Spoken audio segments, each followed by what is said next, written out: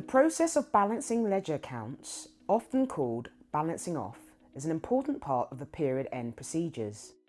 Each ledger account must be balanced off to show the balance remaining on the account at the end of the period, once all transactions have been recorded.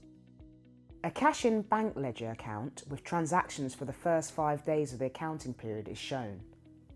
This ledger account will now be balanced off. The first step of the balancing off process is to add up both the debit and credit sides of the account independently. Comparing the totals of each column, determine the balancing figure required for the column with the lowest total to equal that of the column with the highest total. This balancing figure is known as the balance carried down and results in both columns summing to the same total. In this example, the debit side adds up to $8,000. However, the credit side only totals $3,100.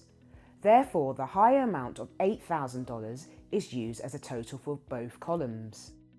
The credit side of the ledger account does not add up to the total of $8,000, so a balancing figure, that is, the balance carried down, is added to this side of the ledger account to make the total of this column $8,000. The balance carried down represents the balance left in the bank account at the end of day 6, after all accounting transactions have been recorded. The balance carried down is then added underneath the total of the debit column, which is a column that initially summed to the larger amount.